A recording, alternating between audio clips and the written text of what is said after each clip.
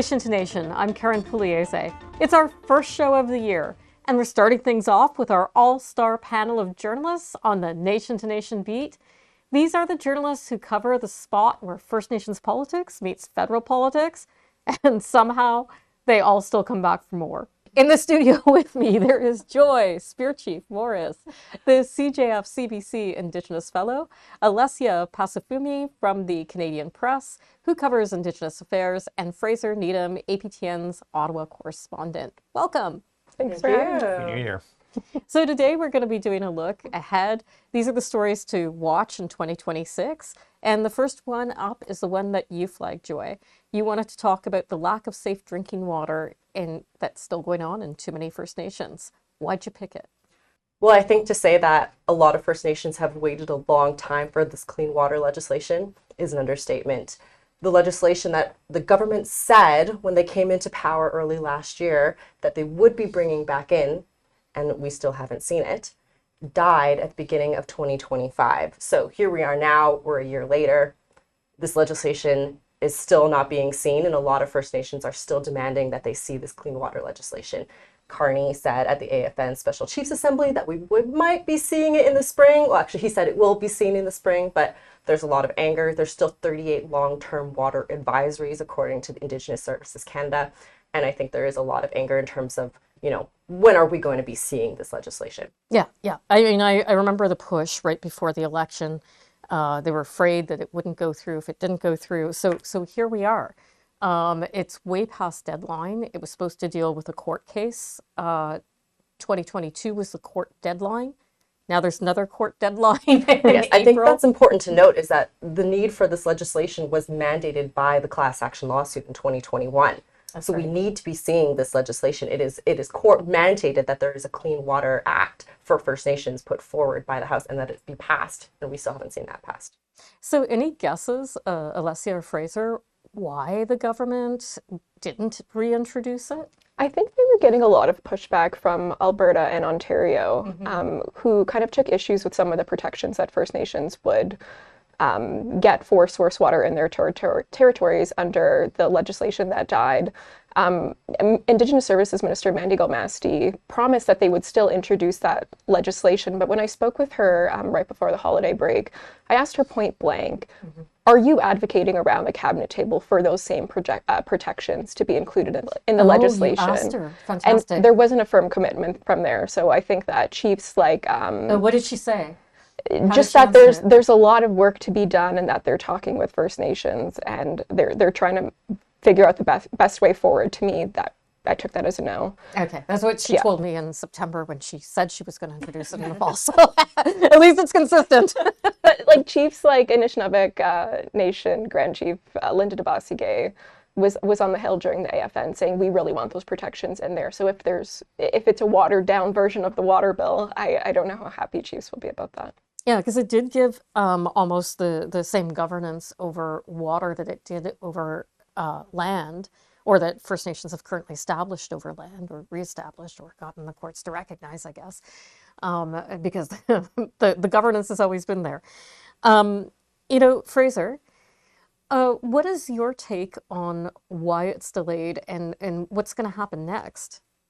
Well, first off, there's no reason it should be delayed. I mean, the Liberals made such a big deal about the NDP holding up previous legislation. They just wanted to get it through and then hasn't appeared. So I think they're probably similar to what Elisa was saying, that they're tightening up the bill. I think they realize, or they've come to realize, that actually providing clean drinking water would take a lot more money than the government's willing to do, particularly in these times. And they want to be liable for a lot less. And that's a sort of a depressing answer, considering this is a prime example of one set of services for the rest of Canadians and a different set of services for First Nations people. But I really think that's what it is. And they just do not want to be legally on the hook for providing the cost and the infrastructure for safe drinking water. Yeah, the money was the other thing in the legislation, because there was legislation that Harper had put in that gave First Nations governance over water.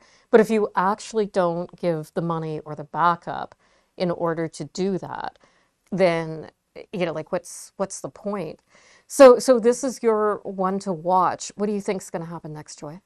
Well, there was the First Nations First Ministers meeting that Carney said is going to happen, and water is supposed to be a topic that we're going to see discussed there. So I think it's going to be, as Alicia said, are they going to be trying to meet the demands of First Nations in Alberta and Ontario? What's really going to go into deciding, what actually gets down, and is it actually going to be put forward by spring? Can I just say there's something about that like really struck me as odd. So at the SCA back in December 2025, the Prime Minister gets up, makes this announcement. There's going to be a First Ministers meeting, provincial PTO. I wasn't sure if it was First Ministers or provincial PTO meeting, but then he said, and I imagine you'll want to talk about water there, but the agenda is going to be yours. And I'm like, did he just basically put water on the agenda? I think he did. So I think you're right. Any last thoughts, Alicia? No, I'm also going to be looking at that meeting, though. Danielle Smith and Carney have this, I would say, like a close relationship now, or they're trying to build one. Is he going to be giving into the demands of Danielle Smith's government over First Nations water? I'm interested to see what he's going to tell chiefs during that meeting. So just before Christmas, Mark Carney did give the national chief a present. That was that First Minister meeting we've been talking about. It's not delivered yet. And Fraser's going to tell us why he's keeping an eye on that coming up. Stick around.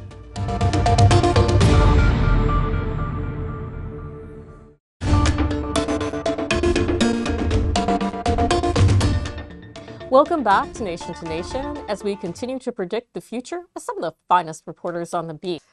So Assembly of First Nations Chief, National Chief Cindy Woodhouse-Nepenak has long been calling for a seat at the table when the Prime Minister meets with the premiers, and last month she got it. We talked about this a bit before the break. Prime Minister Mark Carney told chiefs he would host that First Ministers meeting early in the new year. Well, we're in the new year. And that First Nations would not only be included, but they would help set the agenda. Fraser, this one is your story. We touched on it a bit, but what are you watching for? I want to see what exactly it is. I mean, I think that the way the AFN and other First Nations leaders that they should be at every single meeting that's been held, they haven't. Is particularly they want to be with these Trump tariffs and all that kind of stuff. And I think really it's kind of a starting point for the government so far.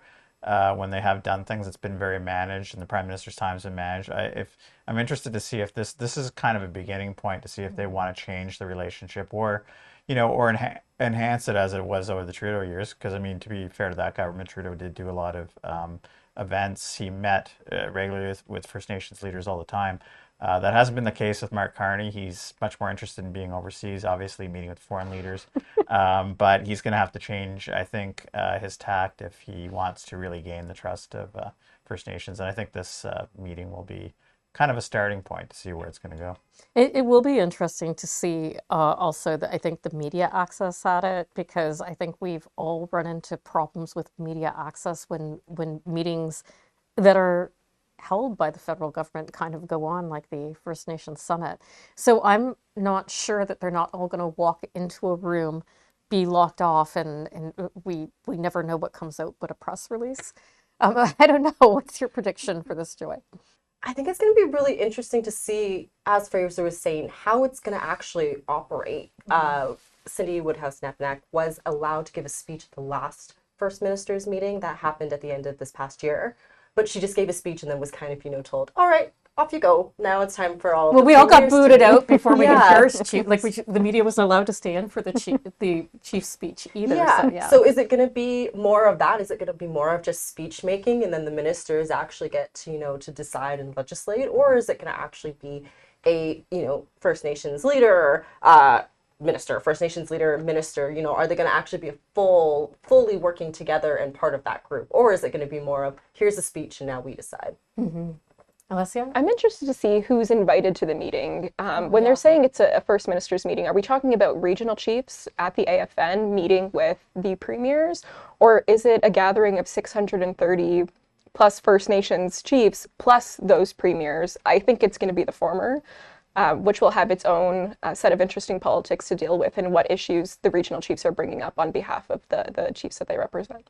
I was wondering that too, because I was thinking, we're hearing a lot and more frequently from chiefs that they want to be as right holders at the table.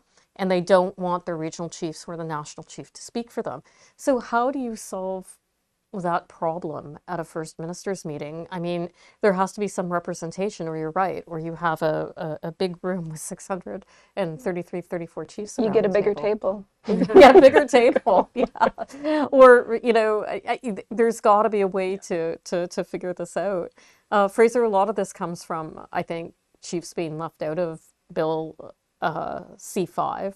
When that was announced, Carney had taken a lot of time sitting down with provincial leaders, talking to them beforehand, and no time with First Nations leaders. So here's a chance, but I mean, what's going to be on the table? What should be on the table?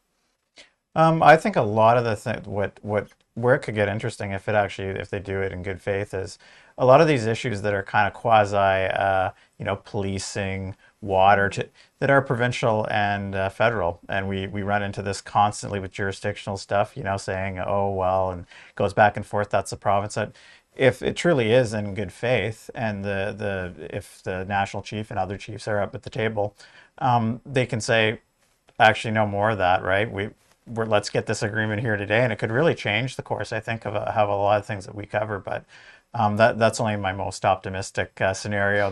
And we'll see. Really, will it be optional for the territorial and provincial leaders will this be a different kind of a special meeting? It shouldn't be a special meeting. It should be starting the course of what we should be seeing in this country. Yeah, I was listening to Carney, and it kind of went by me, and then I was talking to somebody in the room, and they were saying, did he say First Minister's meeting, or did he say provincial territorial First Nations leaders meeting? Because they're two different things. And so I went back and I watched, and he kind of said both. So we'll have to see what the actual context of the meeting is. Joy, which do you think should be? Let's do the agenda right here. We're going to make up the journalist's version of this agenda. What do you think should be on the agenda? I think policing reform should be top of that. That is something that, as Fraser was saying, things that coincide between provincial governments and First Nations governments, I think should be top of line. So policing, water, healthcare, I think those need to be some of the top three things that are discussed. Healthcare is a big one. Jordan's principle is also something where they don't seem to be able to triangulate the services efficiently. Alessia? I think that they should talk about what they are meaning by the duty to consult. We've had a lot of First Nations chiefs come out and say the government isn't consulting with us, while the government is saying the duty to consult hasn't been invoked yet. So are chiefs saying we just want to be brought in on the conversations earlier? Or is it something else that they are hoping that they are owed? So I think that if they sit down and work on what does it mean to be consulted early, what does it mean to be consulted throughout the process, I think would save both sides of this a lot of headaches. They're going to need a bigger meeting. It is a long, long list, let me tell you. So now, what's Alessia's story of the year? Well, I want to tell you, but you know what? You're going to have to wait. There's a short break, and we are going to see you on the other side.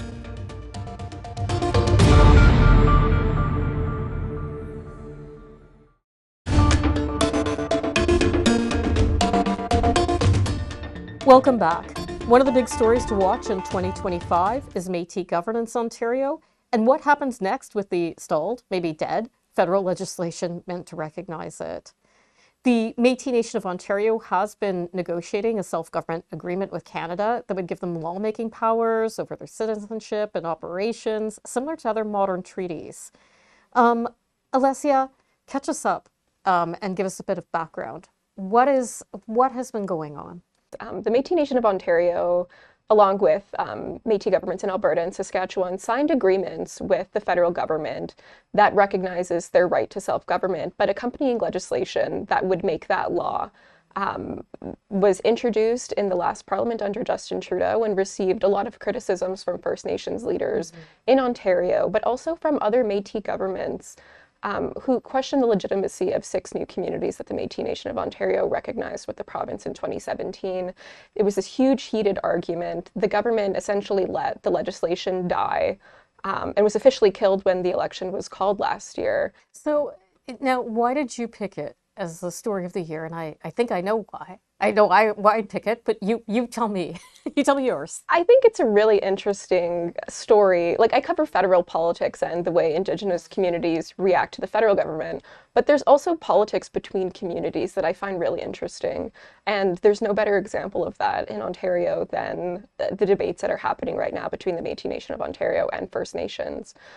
In December, there was an academic conference that was hosted by the Robinson Huron Treaty Chiefs in Sault Ste. Marie that was gathered experts who have kind of researched the claims of the 6 new communities. And the point was to raise awareness, according to the chiefs who were there and the organizers, about what they call an infringement on their rights. Well, the Métis Nation of Ontario said that it was a hate rally. I was on the phone with Kim Powley, the daughter of Steve Powley, who brought his hunting rights case to the Supreme Court and won.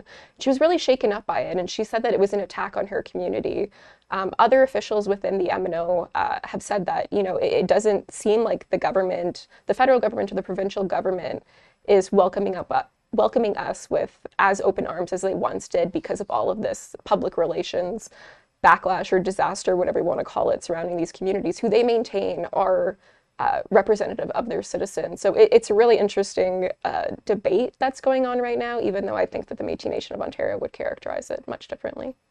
I actually, Tony Belcourt was in town over the holidays, and I think he was making his rounds with some of the reporters. He and I went out and had lunch, and he was telling me there was a conference in December that I didn't get a chance to go to that was exactly about this issue, questioning those 6 communities, questioning the MNO.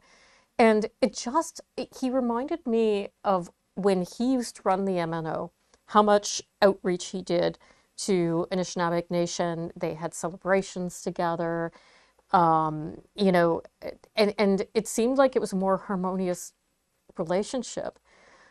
Joy, what do you think is making it all so tense? I think the question that comes to mind when you're thinking about why is this so tense is we have to go back to the question of land. Unfortunately, that is where it is. You have all of these treaties that were signed across the country.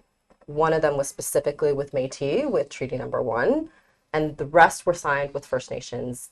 I'm talking about historical treaties. We obviously have modern treaties that have incorporated, Inuit and other groups as well. But when you come back to these treaties, it was specifically written in the boundaries, the historical boundaries, the territorial boundaries of all these First Nations and all of those oral histories.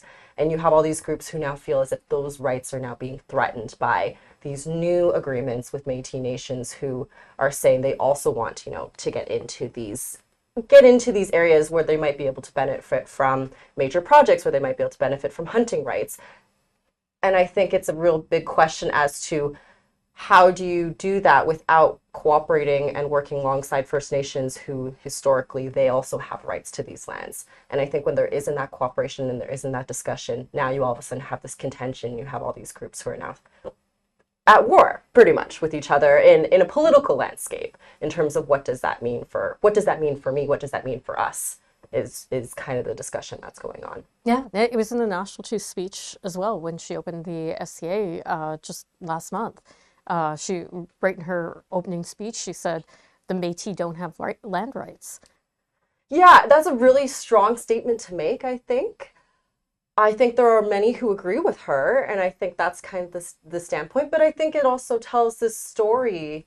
There's a story that's developing about, First Nations versus Métis, and that has not been the story for a lot of Canadian history when it comes to Indigenous politics. But that is the story that is now developing. And is that going to be the story that we see moving forward, that First Nations and Métis now no longer get along and they're always going to be us against them? There's not a lot of reconciliation happening in between ourselves, I guess.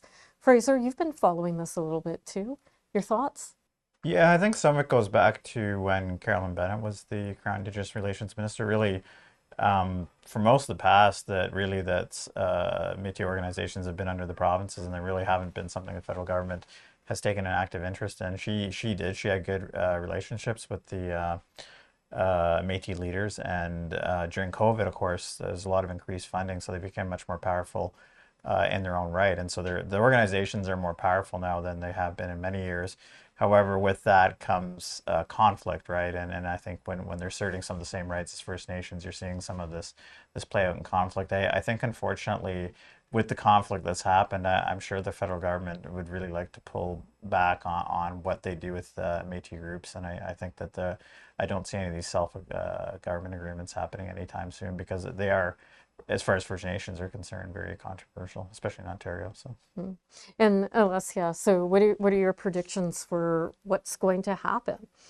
I have no idea. I don't think that the government, like Fraser said, is in a rush to bring these agreements forward, but I don't think that the politics are going to end.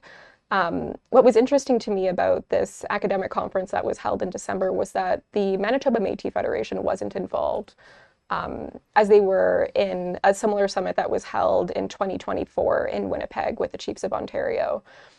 I would strongly predict that the Chiefs of Ontario got a talking to by their counterparts in Manitoba who have similar issues to the Métis Nation of Ontario that the Assembly of Manitoba Chiefs has in Manitoba over issues of land and consultation. Well, I think it's probably going to get more intense as I mean we've got to see those first projects roll out and see who does the partnering. I'm going to do a bit of a speed round because there's a few things that I think are like kind of on the table to watch for. Bill S2. The Senate ended the second generation cutoff by amending Bill S2. The minister, Mandy Gilmasti, the Indigenous Services Minister, says she has to get this through to meet a court case that's in April.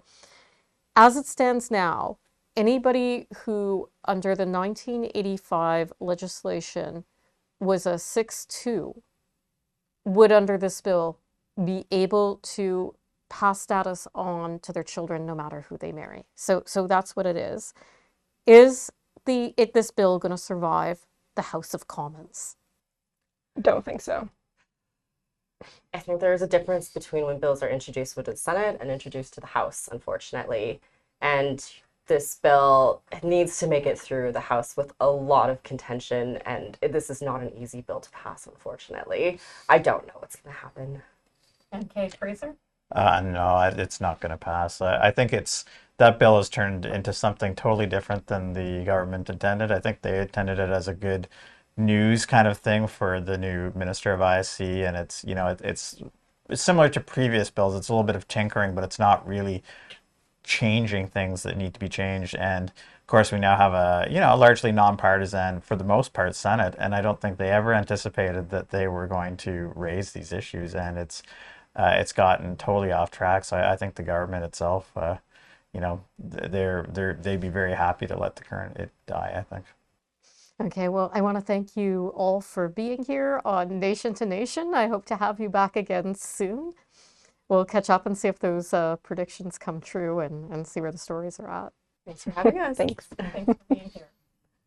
So thank you for joining us. If you missed any part of the show, don't worry, there's a podcast. Where do you find it, you ask? It's on our website at aptnnews.ca/podcasts, or just look us up on any one of those apps that your kids have on the phone, iTunes, Spotify, wherever you listen.